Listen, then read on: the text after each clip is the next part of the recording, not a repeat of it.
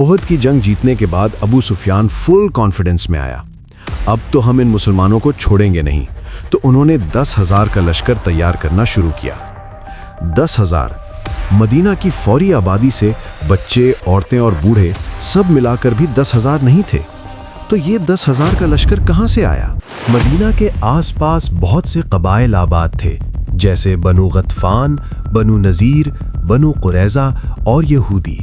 ان سب نے اتحاد کیا اور 10,000 کا لشکر تیار کیا، رسول اللہ پر حملہ کرنے کے لیے روانہ ہوئے۔ حضرت عباس یعنی رسول اللہ کے چچا اس وقت قریش قبیلے میں آباد تھے، اور اسی سے ایک خفیہ خط بھیجا، رسول اللہ صلی اللہ علیہ وآلہ وسلم کو خبر کیا۔ رسول اللہ نے جلدی ایک میٹنگ بلائی، جس میں یہ تھا کہ لڑائی تو امپاسبل ہے، کچھ اور کرنا پڑے گا۔ اس میٹنگ میں سلمان فارسی رضی اللہ تعالی عنہ بھی بیٹھا تھا۔ اس نے کہا کہ یہ رسول اللہ، مدینہ تو ویسے بھی تینوں طرف سے پہاڑوں کی وجہ سے سیف ہے، ہمیں صرف ایک سائیڈ کو سیکیور کرنا ہے، مدینہ کے سامنے سائیڈ کو۔ اور سلمان فارسی نے کہا، یہودی سے تو ہمیں کوئی خطرہ نہیں، اور اگر ہم اس سائیڈ پر خندق کھود دیں تبھی ہمارا پاس لڑائی کا کوئی چانس ہے۔ اور یہ مشورہ سب کو پسند آئی اور ڈائریکٹ کام شروع کیا۔ ہر 10 صحابی کو 120 فٹ خندق کھودنے کا ٹاسک دیا۔ یہ کام ان کو ایسے حالت میں کرنا تھا کہ بھوک کی وجہ سے پیٹ پر پتھر باندھے تھے۔ ان صحابہ میں خود حضرت محمد صلی اللہ علیہ وسلم شامل تھے۔ مدینہ کے ناردرن سائڈ پر 6 کلومیٹر کا خندق بنا دیا، لیکن خندق کھودنے کے وقت ایک بہت بڑا پتھر آیا، کوشش کرنے کے بعد ٹوٹ نہیں رہا تھا۔ پھر رسول اللہ سے کہا کہ یہ تو مسئلہ ہو گیا۔ رسول اللہ نے کھدالی اٹھائی اور اس پتھر کو زور سے مارا اور کہا، شام یہ میرا ہے اور اس کے پیلیسز کو ابھی میں سامنے دیکھ رہا ہوں۔ اور دوبارہ مارا، کہا ایران یعنی میرا ہے، میں اس وقت ایران کے پیلیسز کو سامنے دیکھ رہا ہوں۔ اور تیسری بار زور سے مارا تو وہ پتھر چھوٹے چھوٹے ٹکڑوں میں تبدیل ہو گیا۔ یمن کے پیلیسز کے چابیاں میرے ہاتھ میں دی گئیں، یہ کیسے ہمیں ملے گا؟ اور وہاں سارے منافقین ہنسنے لگے، پیٹھ پر پتھر باندھے ہوئے ہیں، اور یہ لوگ شام، ایران اور یمن کی باتیں کر رہے ہیں۔ جب مکہ والوں کی فوج پہنچی تو سب مسلمان حیران ہو گئے، اتنا بڑا لشکر۔ دور سے ایک دوسرے کو دیکھتے تھے، کیونکہ مسلمانوں نے اتنا خندق کھود لیا تھا کہ کفار اس کو پھار نہیں کر سکے۔ سلمان فارسی رضی اللہ تعالی عنہ بالکل ریلیکس، اور اگر کفار کی فوج سامنے آتی تو ان کو تیروں سے مار دیتے۔ کافی دن یہی چلتا رہا، اور کافروں کے ایک گروہ کو غصہ آیا، اور وہ کسی طرح اس خندق کو پار کرنے کی کوشش کی، جس میں عمر بن عبد الود تھا، اور مسلمانوں کو چیلنج کیا، اور مسلمانوں میں کھلبلی مچ گئی۔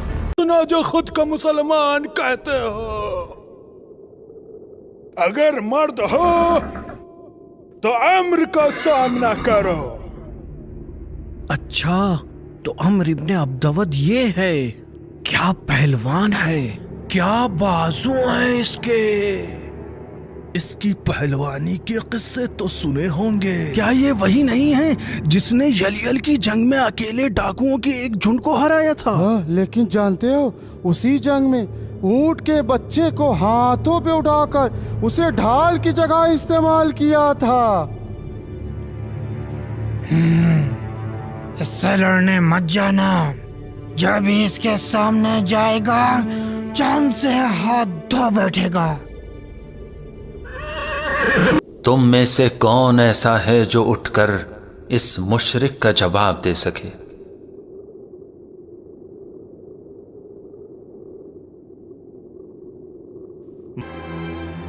پیغمبر نے علی کو تیار کیا، اپنا امامہ ان کے سر پر رکھا اور ان کے لیے دعا کی، وہ کہ جن پر پیغمبر کو بہت امید تھی، جو خدا کے دین کی تنہا امید تھے، اور علی جا کر اس کو ختم کر دیا۔ ابو سفیان پھر ایک گیم کھیلا۔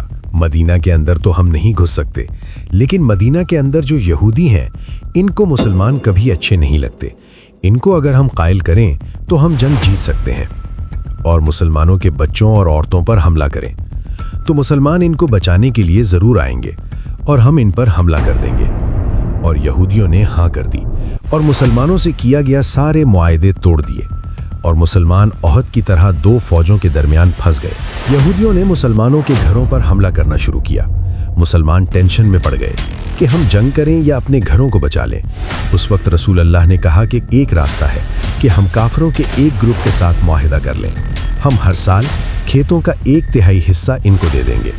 सहाबा ने कहा कि ये फैसला अल्लाह की तरफ से तो ठीक है, अगर आप ये फैसला हमारे बच्चों को बचाने के लिए कर रहे हैं तो ऐसा ना करें, हम आखिरी दम तक लड़ेंगे। मुसलमान उस वक्त बहुत टॉप सिचुएशन में थे, लेकिन एक शख्स की एंट्री हुई और पूरा गेम चेंज कर दिया। और काफिरों में से एक बंदा आया और रसूल अल्लाह से कहा कि मैंने इस्लाम कबूल किया, इस बात का किसी को पता नहीं, मैं आपका क्या मदद कर सकता हूँ?